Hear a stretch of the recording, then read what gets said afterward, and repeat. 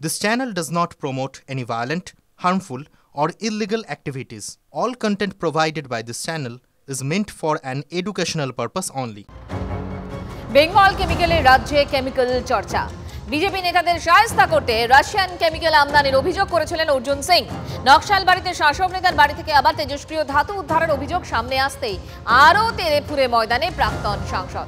অর্জুনের অভিযোগ, তৃণমূলের শীর্ষ নেতৃত্বের ছত্রছায়ায় বাংলায় বেনিয়মের কারবার রমরম করে চলছে। ঘটনার তদন্তে নামতে পারে এনআইএ।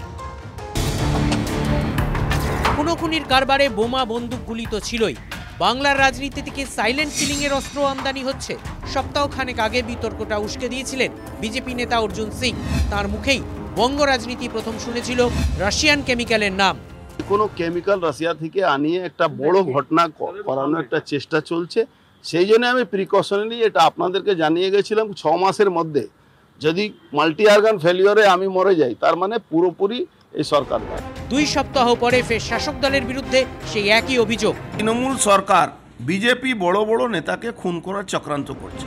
ফের অর্জুনের নিশানায় সেই তৃণমূল। সৌজন্যে নকশালবাড়ির তৃণমূল নেতার বাড়ি থেকে তেজস্ক্রিয় ধাতু উদ্ধারের ঘটনা। বিজেপি নেতার প্রশ্ন, তৃণমূলের নেতা হলেও এরা কি ক্যালিফোর্নিয়াম আনতে পারে? অসম্ভব ব্যাপার। তার মানে এদের পিছনে বড় মাথা। সূত্রের খবর, নকশালবাড়িতে পঞ্চায়েত সমিতির কর্মাধ্যক্ষের বাড়ি থেকে উদ্ধার হওয়া তেজস্ক্রিয় ধাতু ক্যালিফোর্নিয়াম হতে পারে। ক্যালিফোর্নিয়াম কি?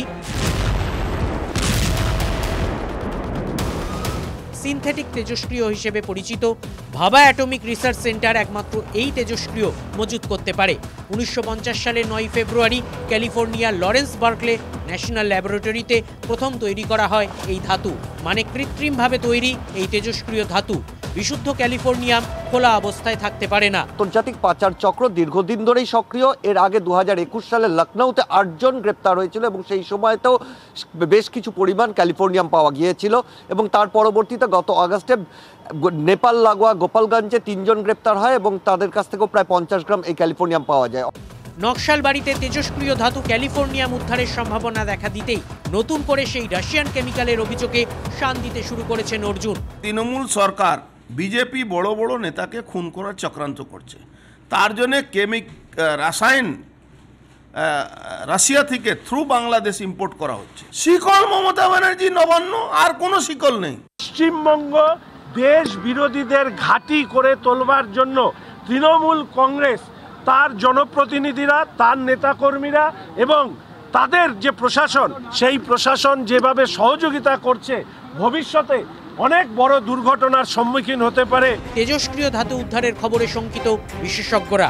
অত্যন্তই বিপজ্জনক আর কি। যে কোনো রকম পারমাণবিক বিক্রিয়ায় সক্ষম যে কোনো, মানে বিশেষ করে স্পন্টেনিয়াস যারা আর কি, যারা নিউক্লিয়ার ফিশন হয়, রিঅ্যাকশনের মধ্যে পার্টিসিপেট করে, মানে বাইরে থেকে কোনো ট্রিগার কোনো দরকার হয় না। এটা একটা নিউট্রন সোর্স হিসেবে বলা হয়। ফলে এই জাতীয় এলিমেন্টগুলো ভীষণভাবেই কিন্তু ডেঞ্জারাস। এটা কিন্তু রাষ্ট্রীয় সুরক্ষার জন্য, দেশের নিরাপত্তার জন্য ভয়াবহ দুশ্চিন্তার কারণ। রাজনৈতিক নেতারা তোপ দাগছেন, বিশেষজ্ঞরা নানা আশঙ্কা করছেন। তেজস্ক্রিয় উদ্ধারের ঘটনা তদন্তকারীদেরও কপালে ভাঁজ ফেলেছে। কারণ যেখানে এই চিকেন ফ্লেক এলাকা, যেটা চীন, নেপাল এবং বাংলাদেশ সীমান্তের মধ্যবর্তী এই নকশালবাড়ি এলাকা, সেখানে অন্য কোনো বৈদেশিক শত্রুর হাতে সেটা যাচ্ছিল কিনা সেই বিষয়টাই সুনিশ্চিত করার চেষ্টা করছেন সেনা গোয়েন্দারা। ক্যালিফোর্নিয়াম পাচারের ক্ষেত্রে প্রাথমিক তদন্তে আন্তর্জাতিক চক্রের পাশাপাশি বিহার ও বাংলার চক্রের যোগ থাকার সম্ভাবনাও উঠে আসছে।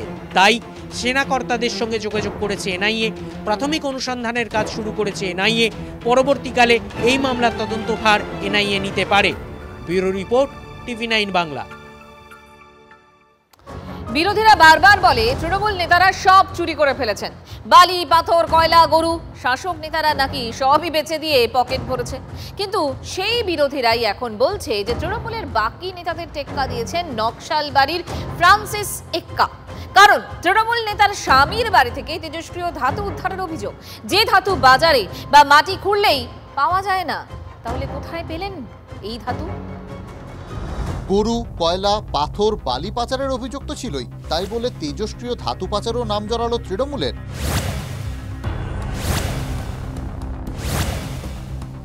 আদিবাসীদের বসতি, শান্ত এলাকা। গত মঙ্গলবার নকশালবাড়ি চা ব্লকের বেলগাছি চা বাগানের এই শান্ত এলাকাতেই অশান্তি।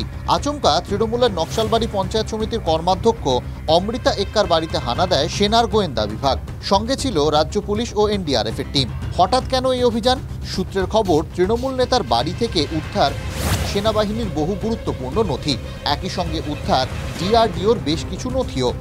কিন্তু সবথেকে বেশি আশ্চর্যের বিষয় হলো, তৃণমূলের পঞ্চায়েত সমিতির কর্মাধ্যক্ষের বাড়ি থেকে উদ্ধার হয়েছে অজ্ঞাত পরিচয়ের তেজস্ক্রিয় পদার্থ। সূত্রের খবর, যা ক্যালিফোর্নিয়াম বলে প্রাথমিক অনুমান বিশেষজ্ঞদের। ক্যালিফোর্নিয়াম একটি কৃত্রিম তেজস্ক্রিয় ধাতু। এই ধাতু পরমাণু বিষয়ক বিভিন্ন কাজে ব্যবহার হয়। 1 গ্রাম ক্যালিফোর্নিয়ামের দাম প্রায় 17 কোটি টাকা। ঘটনায় তৃণমূল নেতা স্বামী ফ্রান্সিস এক্কাকে গ্রেফতার করেছে পুলিশ। সূত্রের খবর, তৃণমূল নেতা স্বামী ফ্রান্সিস এক্কার বিরুদ্ধে দেশবিরোধী কার্যকলাপের অভিযোগ রয়েছে। সেই মতো গোপন সূত্রে খবর পেয়েই অভিযান চালায় সেনা ও পুলিশ। তেজস্ক্রিয় পদার্থ মিলতে পারে সেই আশঙ্কা করেই নেতার বাড়িতে অভিযানে বিশেষ সুরক্ষা ব্যবস্থা নিয়েছিলেন তদন্তকারীরা। স্বাভাবিকভাবেই দেশবিরোধী কাজের অভিযোগে তৃণমূল নেতা স্বামী গ্রেফতার হয় হতবাক এলাকাবাসী। बेलगाछी इतना आदिवासी फुल इलाका है, उसमें बदनाम हो गया, ऐसा नहीं होना चाहिए था। স্থানীয় নেতারা বলছেন, আমরা তো এমনি জানি তৃণমূল মানে হচ্ছে সন্ত্রাস, তৃণমূল হচ্ছে রাহাজানি, খুন খারাপি। একজন জনপ্রতিনিধির ঘরে যদি এই ধরনের জিনিস উদ্ধার হয়, মানে একটা প্রশ্নের মুখে ফেলে দিচ্ছে না। সে যদি কোনো অন্যায় করে থাকে তো পুলিশ প্রশাসন বুঝবে, এনকোয়ারি হবে, তদন্ত হবে, এটা তার শাস্তি হবে। তার স্বামী দীর্ঘদিন আর্মিতে কাজ করতো নাকি আমি শুনেছি, এখন সে বাইরে কি করেছে। প্রশ্ন হলো, একজন তৃণমূল নেতার বাড়িতে কি করে তেজস্ক্রিয় পদার্থ পৌঁছে গেল? ধৃতকে নিজেদের হেফাজতে পেয়ে সেই উত্তর জানার চেষ্টায় গোয়েন্দারা। কারণ ভারতে ভাবা অ্যাটমিক রিসার্চ সেন্টার ছাড়া বাকি কারুর কোনো অধিকার নেই এই ধরনের তেজস্ক্রিয় মজুত করার। বিশেষজ্ঞদের মতে, উদ্ধার হওয়া পদার্থ যদি ক্যালিফোর্নিয়াম হয়ে থাকে তাহলে বিষয়টি ভয়াবহ, কারণ এমন তেজস্ক্রিয় পদার্থ সহজলভ্য নয়। ক্যামেরায় তুষার ঘটকের সঙ্গে সিজার মণ্ডলের রিপোর্ট, TV9 বাংলা। হাওড়া ময়দানে শৈলেন মান্না স্টেডিয়ামের গেটের সামনে পরিত্যক্ত কালো ব্যাগ ঘিরে আতঙ্ক। দীর্ঘক্ষণ ওখানেই পড়েছিল ওই ব্যাগটি। ওই গেটের সামনে থেকেই স্টেডিয়ামে প্রবেশ করছেন পড়ুয়ারা। রাজ্যের মন্ত্রী অরূপ রায়ও সেই পথেই স্টেডিয়ামে গিয়েছিলেন। হাওড়া থানা থেকে ঢিলছড়া দূরত্বে এই ঘটনা। কিভাবে পুলিশের নজর এড়িয়ে পড়ে রইল ব্যাগটি, উঠছে প্রশ্ন।